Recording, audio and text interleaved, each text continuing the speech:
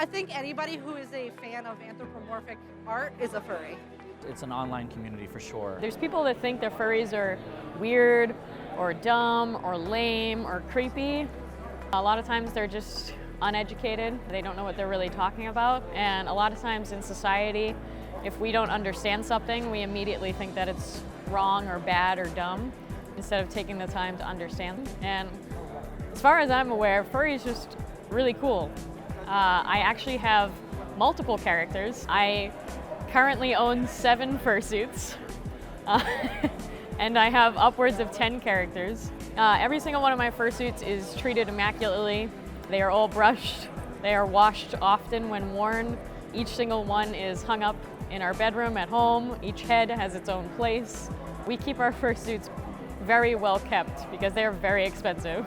I think that furry is, for a lot of people, a way to be more comfortable with themselves, because you can start with it being a character, like this is a character that I am.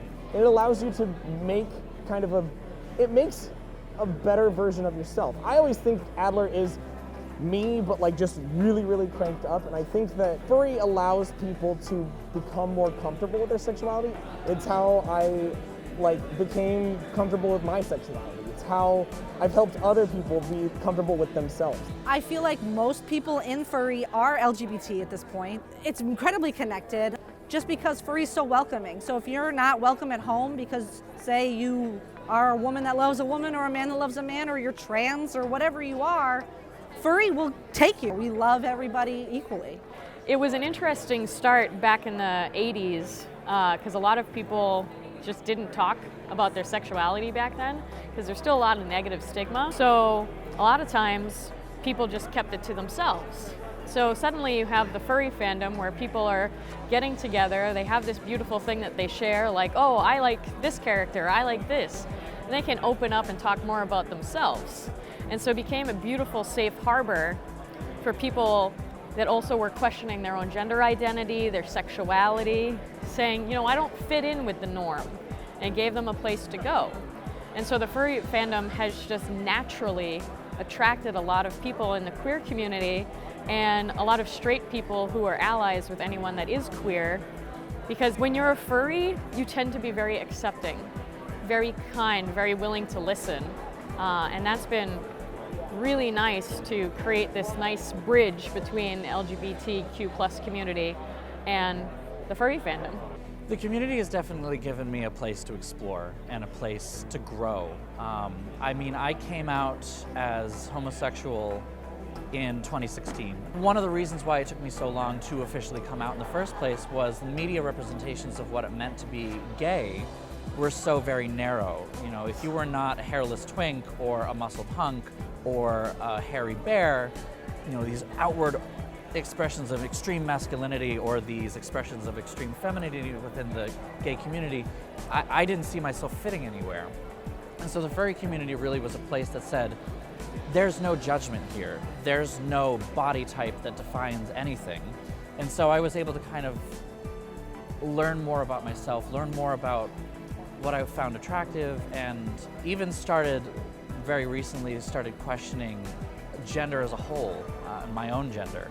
I had identified as male for a long time, but the furry community was really what introduced me to the concept of non-binary gender identities, and that has been incredibly eye-opening on my end, especially since as a drag queen as well, my drag is more than just, you know, a man in a dress or a man in a wig doing a show. It really is an extension of myself and an expression of myself, and I wasn't sure how to reconcile that with the traditional, if you want to call it traditional, masculine gay identity. And furry definitely gave me a space to do that. And you can do so, especially even more so, through art and your persona, your fursuit. You can dress your fursuit up in different ways. You can get art of yourself performing acts that, you know, maybe you're not quite comfortable with yet, and start, you know, getting yourself used to a lot of these ideas. It sounds a bit cliche to say that it's a misconception that we're all about sex. We are not necessarily all about sex, but it is definitely a component, and it's a relatively important one, honestly. You know, being open with sexuality and being accepting of sexuality is really, really important in our community. It's one of the reasons why this year at Anthem New England we have STI testing through Harbor Health here on site. We really definitely have a focus on, safe, consensual, and just open, non-judgmental practices. One of the things that we definitely really focus on in the community is a lack of kink shaming. We don't shame for anything that you're into for the most part. As long as it doesn't harm anyone else and as long as it's done with consent, it's perfectly acceptable for another human being to do. So that's kind of our philosophy. I think public perception was pretty crappy for a while. It's really starting to, I think it's starting to improve. People are starting to actually like the furries community more. So really, at this point, other than people thinking that I have like weird sex, there's really not. I think that furries are about weird sex all the time. Not that that doesn't happen. That is a thing that happens in this community as it does in all communities. Weird sex is the thing. Well, the furry fandom officially started as an entity in the 1980s. The first ever furry convention was in 1989. It's the Rod O'Reilly Master Mix at Conference Zero.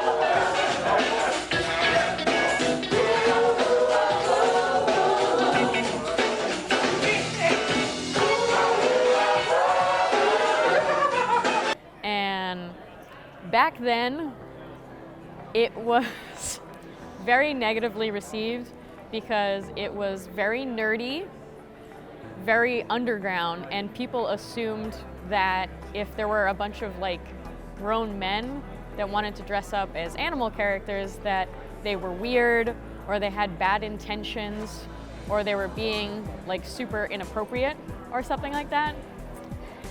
So furry's really been through the ringer, but as time has gone on, there have been TV shows, news outlets, newspapers, all these furry conventions all across, the United States of America, Europe, the world, and people are starting to understand the furry fandom more, what we're all about, what we do, and those misconceptions of, these people are weird, these people are too sexual, these people like get in their animal costumes and like, oh, I don't trust that. That's starting to finally fade away as people realize that, furries are just like anyone else. And people are furries in the military. There are people that are engineers, people that work for NASA legitimately, higher ups at Amazon and Google. People that you cannot even fathom that are furries, and they're just like everyone else. And I think one of the coolest things about furry is that there is a sexual aspect of it, but it just promotes like sex in a safe way and being open about your own sexuality, which is really cool. But we're very normal people. Like a lot of people, other than myself, I'm full-time furry all the time, but a lot of people have very normal jobs. Like I work for a giant internet service provider. I'm an airline pilot. I am an environmental engineer. I am a music librarian at one of the universities here in Boston. some people are kind of ashamed of being a furry. Like it's kind of strange. After going to college, when you get out of school, it's a little strange because you don't have that sense of community anymore. Being in school is really awesome. I went to college, and when I left, you don't necessarily have like that community. Like you're not fully in it all the time unless you go to your local park and talk to random people at the grocery store. But for the most part, like you don't really have a community. And so when I left college, the furry community became my new community.